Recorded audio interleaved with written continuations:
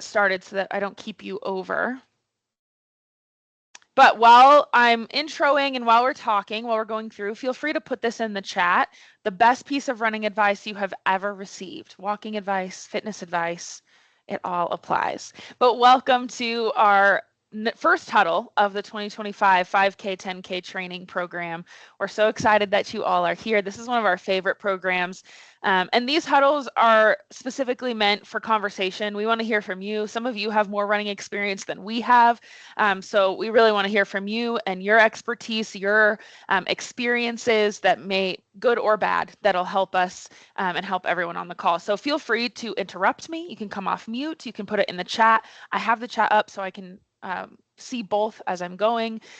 That's what today these huddles are supposed to be about. They really are huddles. They are not meant to be webinars where I'm just talking the whole time.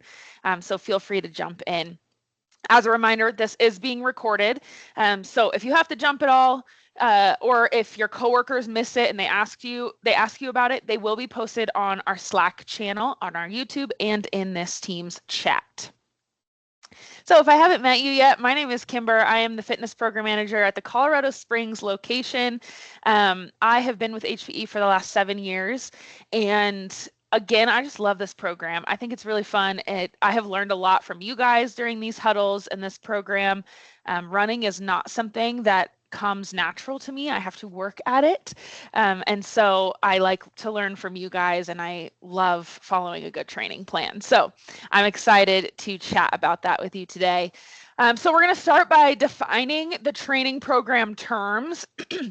We're going to go over every term you will see on your training plan, because if you're like me and you're new to running, these terms can feel a little bit like, what the heck does that mean? So I want you to have a good understanding of it as you go into it, so you don't feel like kind of a fish out of water in that. Then we're going to go over a quick warm-up demo. You guys can join me in that if you want, just to get some movement in and some tips and tricks for the warm-up part of the training. We're going to go over Strava, how to join it, and then some program resources, and then we always will leave room for questions at the end, but feel free to jump in with them as we go. So we're going to jump in to our training terms. First, we want to talk about the distances. So we have 2 distances, and we have training programs for each: 5K, 3.1 miles, or 10K, which is double at 6.2 miles. You can choose to train for either one of these. You can also choose to run or complete either one of these. So let's say you want to train for a 10K, but the week of you're like, I just want to run a 5K or walk a 5K. That's totally fine. You are not committed to either distance. You can choose whichever one you want. Your body, like I was just saying, like maybe your body is just not feeling it as you go through. So just kind of feel that out. You are not committed to either distance. So let's jump into the training method terms that you will see on your plan. These terms will be a little bit more heavy in the intermediate plans and the 10K plans, but you will still see them in the 5K plan. So it's good to have a good base of understanding for them. So base training, this is going to make up the majority of your training. It's just a short to medium distance, usually at a comfortable pace. Think of like conversational pace. You should be able to converse while you are walking or running these base runs. So think you're going out for a nice leisurely run, could be a 15-minute run walk, could be a 20-minute run walk. Base training is going to make up at least 80% of your training. So this is the majority of it. And you, again, want to be able to chat through it. That's a good way to kind of get that rate of perceived exertion without looking at like a full scale. If you can talk during it, that is your comfortable pace. That might be different, especially when you first start out. You might feel like you can't find that comfortable pace. Give it time. Your body is adjusting and adapting, so give it time to find that comfortable pace. Next are hill workouts. Now, these are really meant to build strength and power, and these are typically done in intervals, sort of like speed intervals. So you might have a little hill near your house, and you might do 5 hill repeats, which would look like you running up the hill and then walking down, taking a breather, and then doing that again, running up, walking down, taking a breather. The incline is really what helps build leg strength and leg power, which will help with that distance run in the end. It's a fantastic way to mix up your training plan. It can be a good, like the long runs, the base training runs, they can kind of get repetitive. And so when you add in a hill workout or even a speed workout, which we'll talk about next, it can just be a good way to like spice things up and make it a little bit more exciting. Hill workouts can also be done on treadmills very easily. You boost the incline up for a certain amount of time, and then you take it down. So speed workouts are a similar concept to hills because typically they're done in those specific intervals. They'll either be done for distance or time. So you might be going out for a run in your neighborhood and there are telephone poles along the sidewalk. So your speed interval might be when you hit that next telephone pole, you're going to run as fast as you can to the next one and then take a little break. Then again, you run as fast as you can to the next one. These are all spelled out on the plan. If you're on the intermediate plan, you might see some longer repeats, which are specifically outlined as to how long your intervals would be. So maybe 1 minute hill run with 2 minute rest, or 1 minute speed with 2 minute rest. Now, when we say rest here, this doesn't mean you sit down and take a break or even stand still and take a break. We want to keep your body moving, but we don't want you to even run slowly. This is a walk. This is something, maybe a jog or march in place. This is something that brings your heart rate down. It's not something that continues to increase because those speed intervals should be raising that heart rate to a pretty high level.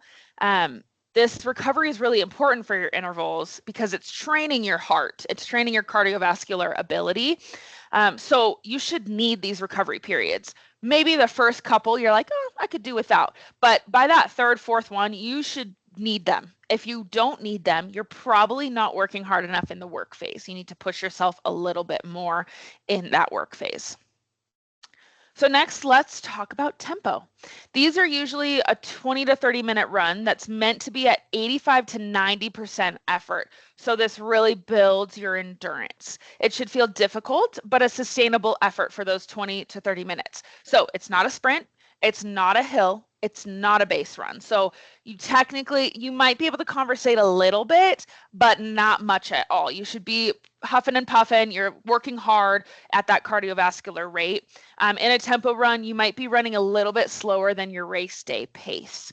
So it's a little slower than your race day, but a little faster than that base run or base training run. Now let's talk about the long run. So the long run, I feel like, is probably one of the most intimidating on the calendar. When you see that, you're like, oh, I don't want to get there. And it's important to build these into your schedule on days that they will work for you, specifically for the 10K distance, because they're going to be a little longer. But even for 5K, these long runs should take more time. So usually I plan my long runs for weekends, Saturday or Sunday, so that I don't have to rush through them. I know I have a good amount of time. So these are very important for distance training, because that's the goal. We want to increase our distance, increase our endurance. For 5K training, your long run might be 2 miles, might be 2.5 or 3 miles. And for 10K training, it could be 5 or 6. So you want to definitely get there. You want to definitely plan time, I should say, for these runs. Mark them out on your calendar. You'll see that obviously on the training plan, we have the days marked out: Monday, Tuesday, Wednesday, Thursday, Friday. You can change that up. So you can make it different on your calendar for days that work better for you, because you want these to be realistic. You don't want to, oh, I could squeeze this in on a Monday. That likely won't happen. Work happens. If it's already a tight squeeze, it's probably not going to happen. So you want to set yourself up for success. I see John's comment in the chat. What heart rate for race? That is very individualized, so I can't give a set number. However, for a race day, especially if you're doing a group race, you're likely going to have a little bit of adrenaline, so you're going to be able to run a little bit faster than normal, or if you're by yourself. And so just like that, the tempo run, you're going to be at that 85-90%. For a race day, if you're trying to beat, if you're not just going for survival, you're going for like, I'm trying to beat my time, you're going to be up there in heart rate. You're pushing yourself. So you're probably not going to be able to conversate during your run, and you're pushing your body to that limit. So that's very individualized, but usually for your race, your body, that adrenaline will help you. So your heart rate might differ from a normal run. Okay, next is fartleks, which is a funny word that means speed play in Swedish. So these are different than speed workouts because they're unstructured. So these you don't necessarily need to plan out ahead of time. You can go for a run and you might be feeling really great and you might be like, all right, I'm going to go run fast and I'm going to pick up my speed for the next 5 seconds or the next 100 yards or the next minute or whatever that might be that day. It's kind of a fun one because you get to see how your body's feeling. It really teaches you to be in tune with your body, which is really important in any fitness endeavor, but specifically for endurance training. So it's essentially unstructured pickups in speed as you feel ready. It just means if you feel like doing it, you go ahead and do it. So check in with your body, feel like, okay, I want to run to the next block and I want to get my time below 8 minutes for that 8-minute mile. I'm going to run, and then I'm going to slow down and I'm going to take a break for the next block. I'm going to do it again. But that's not something you're planning out ahead of time. So these ones are unstructured. It's more of a fun, free run day. So have fun with it. The next thing, we're finishing with the most important aspect of your training plan. To be successful, you want to prioritize those active recovery days. These are the days that you don't want to run on, but you do want to do something. So these days you can cross train, basically doing anything that's not running. So you could go for a bike ride, you could go for a swim, stretch, do yoga, go for a hike, anything that your body desires or that you want to do those days. All of these variations of cross training are great supplements to your running program and often the missing piece when we don't see results that we thought we would in training. So strength training can really help your endurance training. So when you are taking a day off and you decide to do a strength class or your own strength workout, that strength building is only going to help improve your running. So you'll see on our calendar, we have blocked the cross training days out. They are in the orange, and we have put links to our CubeFit classes that will help your running training. Now, this doesn't mean you have to do those CubeFit classes. If you have a training program that you're already doing and you want to just incorporate it, that's great. But just listen to your body. You don't want to overdo it. So if you're new to running and you're, starting off strong and you're actually running these distances, be aware of that and incorporate some mobility on those cross training days. Incorporate some core classes, things that are going to be a little bit less intense on your body.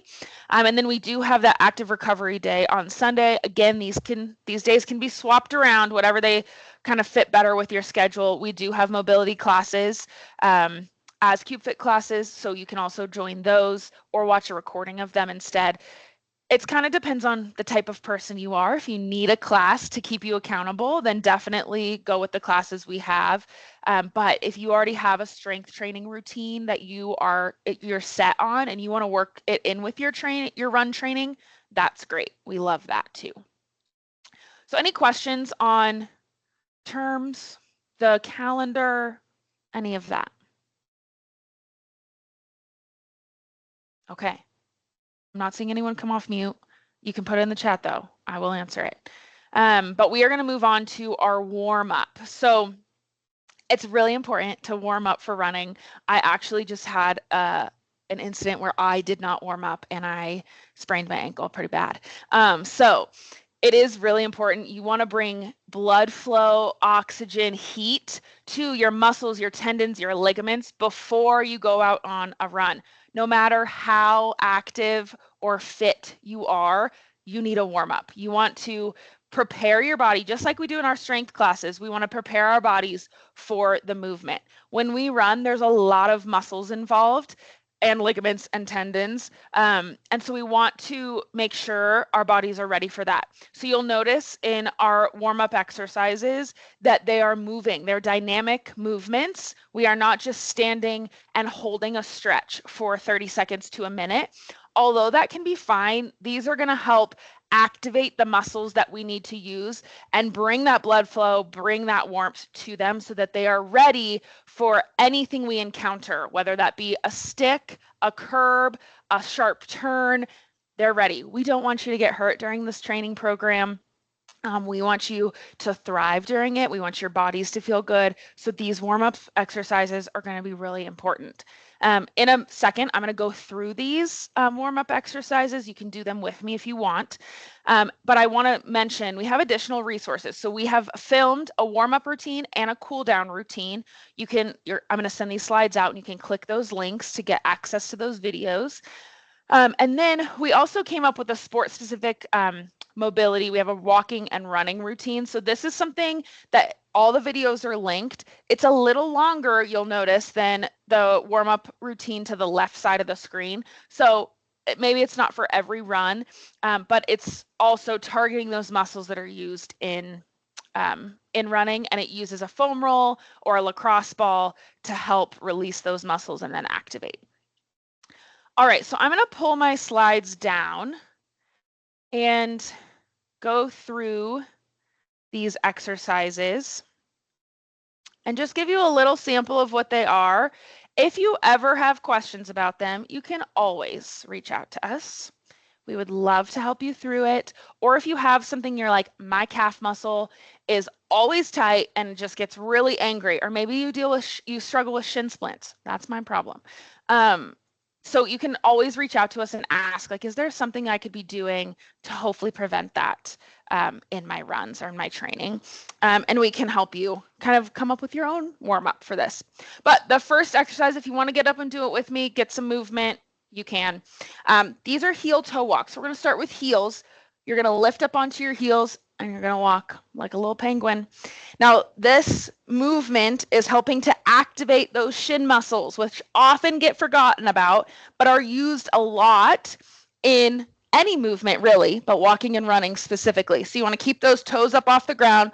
We want our bodies up nice and straight. So we don't want to be hinged over. We want to really isolate those shin muscles.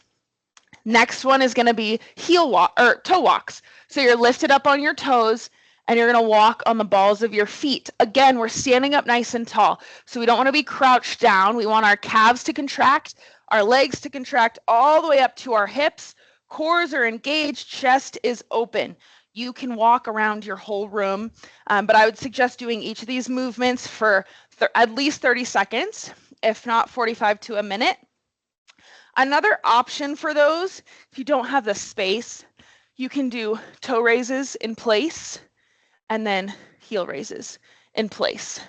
So the walking does add a dynamic element, a balance element, but if you need to, you're going to stand in place and then just make sure you're not hinging forward, you're not compensating with those movements.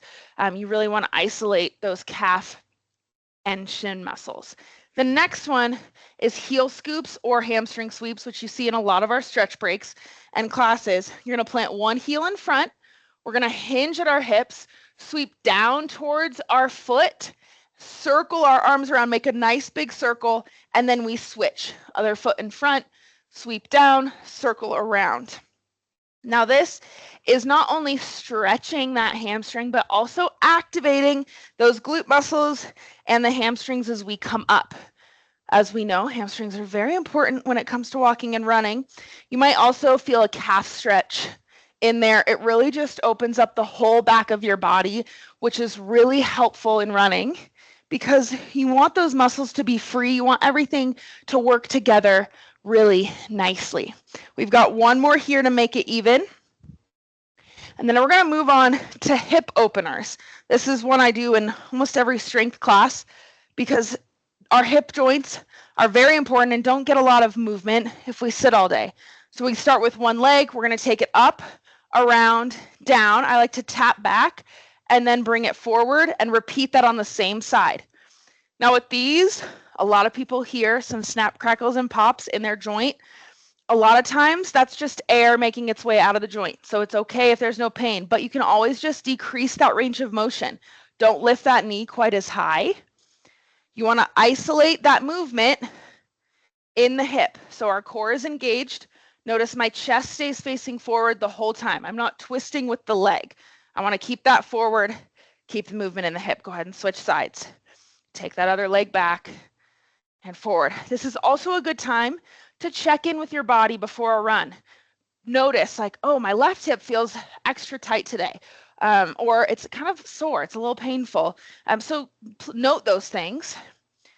Feel it out as you start your run, and maybe tailor your run or tailor your cool down to kind of loosening up that hip or resting that hip a little bit more. We have 2 more on this side. Bringing it back and forth. On this next one, you might want something to hold on to, a chair, a wall, because it's leg swings, so there's a little bit of momentum involved. But you take your right leg, we're swinging it forward and back. Now we want to be mindful here not to let our whole body move with the leg. We don't want to flex and extend our spine. We want to stay nice and tall in the spine. Use the glute to kick back. Use the quad to bring the leg forward. These are one of my favorites. It feels so good in the leg. So you're going to do back and forth, and then you'll hold on to something and take it across your body and out. Now this one, you'll feel a stretch in the inner thigh, up into the groin, and then as you come out, you're using that glute muscle to lift that leg. Again, your core is engaged, staying forward. Go ahead and switch legs. Left leg is swinging. Same thing, core strong. Now when I say core strong, I mean you're bracing your core. So you can think like someone's punching you in the gut and you're bracing for impact.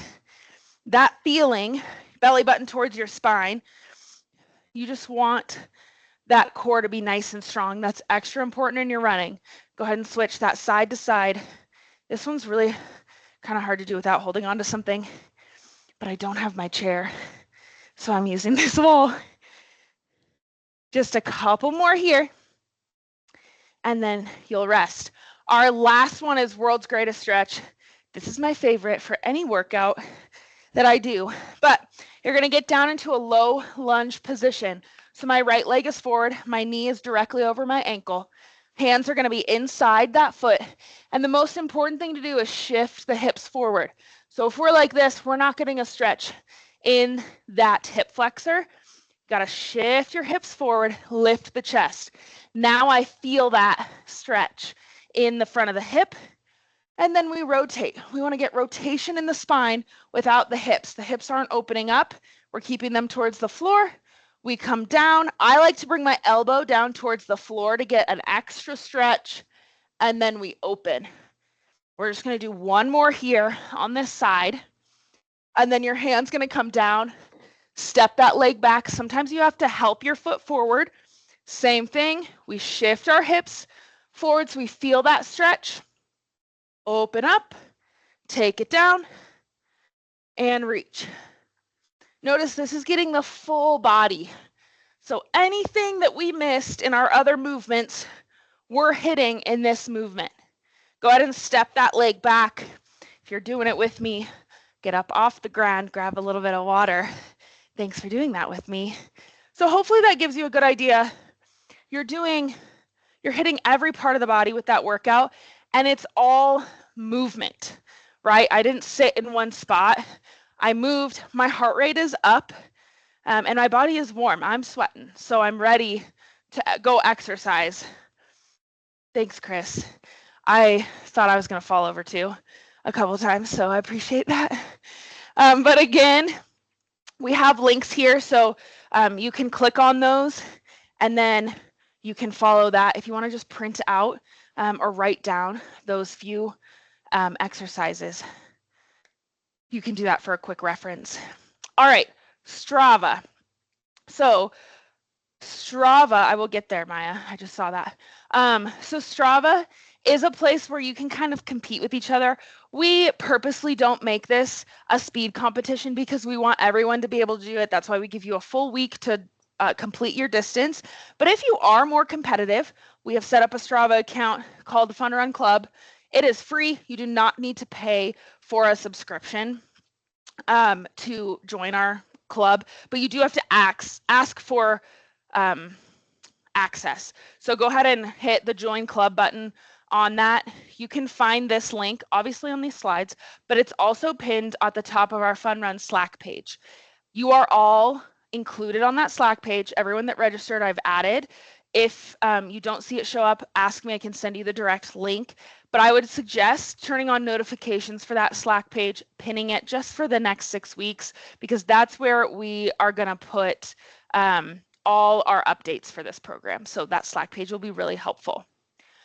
These are all helpful resources that we've created for this training program. So we have our Fun Run Slack channel, our training plans, which you've all been sent, quick tips for success. This is just something we've created over the years for success for run training. We have Strava, our YouTube playlist, which has our warm up and cool down. It also has all the Huddle recordings from this year and then the previous years. And then we do have our race day bibs. We are gonna, that is pinned to the top of the Slack channel, but we will send them out before race day. And then we do have on-site 5K events that are happening at all our staffed fitness centers. This is Andover, Colorado Springs, Fort Collins, Houston, and Roseville. If you are at one of those sites, we have an on-site 5K event happening during that week of October 12th. These Outlook invites will go out if you opted into it during the registration. So if you need, if you want that and you didn't opt in, just reach out. We can get it to you. All right. Next week, we're going to talk about thinking less and running more. Chris and Jenny are going to lead this one. As someone mentioned in the beginning, Greg said the mental side of running is just as important as the physical.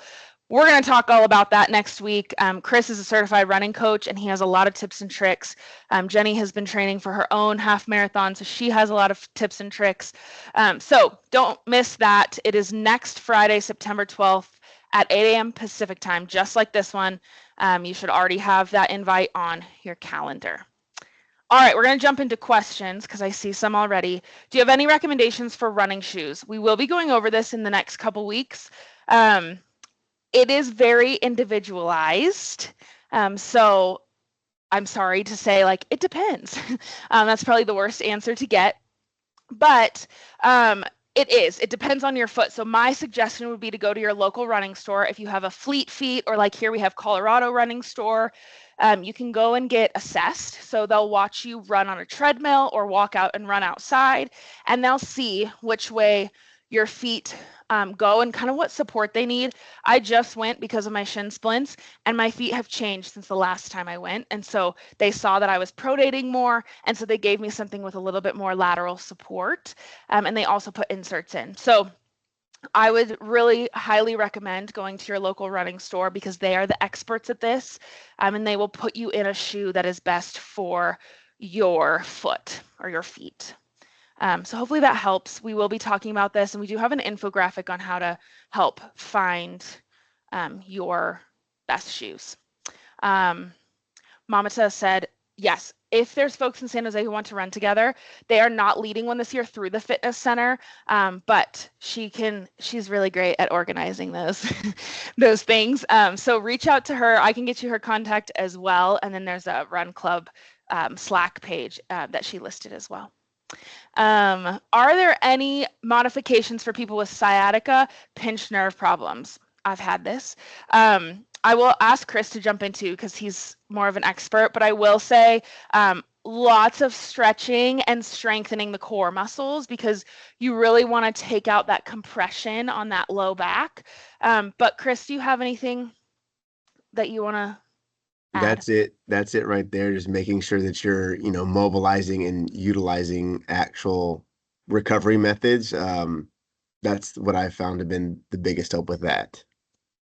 Yeah, and with pinched nerves, you want to be with your movement, like mobility and stretching, you want to think gentle. You don't want to, nerves can be very sensitive, as I'm sure you know. And so if you get into a really intense stretch and you just kind of crank your body in there, the muscle's not going to like it, and therefore the nerve's not going to like it. So a lot of breathing, staying in gentle stretches for long periods of time. But honestly, my best advice is that core strength because it's going to release that compression of that low back and help kind of decrease that as you run. Even though you're hitting pavement or a treadmill, you're still going to take away that intense impact if you have that core strength to support it. But that's a great question. Feel free to reach out if you have any other specific and you want more detailed answers. Hopefully that helps. Anyone know if the free plan on Strava tracks gear? I need to put my new shoes in, but the tracking mileage on your shoes is helpful. That is a very good point, Jay. You want to track mileage on your shoes. I'm pretty sure the idea would be 500 miles. It could be different now. It used to be 500 miles on a pair of shoes, and then you want to switch them up. But it does. I've done it too. The free plan definitely tracks gear. You can put your shoe in, and then it'll track those mileages. So that's helpful. So you don't have to pay for it, but that's a good point. Great questions, you guys. Anything else? You guys can come off mute too if you have more. Hey, Kimber, I see one more in the chat, and the question is from John. What heart rate for a race? Oh, yes, I answered that in the first few slides. I can't give you a full number, or a specific number. It's going to be different for everyone, but race day is going to be a little bit higher. Chris, do you have any specific details you want to add? No, you touched on it, I think, pretty well in kind of when it was asked. Yeah, it's going to be very highly individualized depending on what you're comfortable pushing to, and then age, fitness level. There's a lot of factors there. Okay, great. John, did you have more to say? I see you're off mute. Well, I was just saying, in your tempo, you said 90%. And then it was like, the implication is that above race is going to be above 90% or 95 or 100% or 105 or 110 or 120 or whatever. We don't want to get to 120. Yeah, you want to be, so your cardiovascular level, again, that differs per person. But race day, you're likely pushing yourself to your max. You're like, hey, I have these 3.1 miles to accomplish, and then I'm done for the day, right? So you're pushing your body to its max if you're going for speed. Some people are just going for finishing the race, whether that's walking, running. I just want to complete the mileage. But if you're trying to improve your speed, beat your personal record, or beat someone else, you're willing to push yourself past that that percentage. You're up in the high percentage. You're not talking to anyone. Your heart rate, you're maxing out. Thank you. Yeah. Any other questions?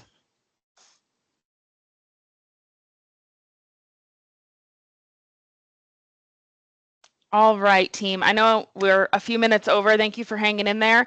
Again, I will post the slides and the recordings on the Fun Run Slack page. I don't want to overwhelm the Fitness Center Slack page, so we have our own.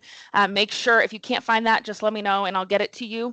But you can find all our resources there, whether it's pinned to the top or posted.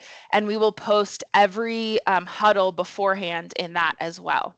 But if you don't have any more questions, I'll hang on for a little bit, but I'm going to stop the recording. Thank you so much for joining me today.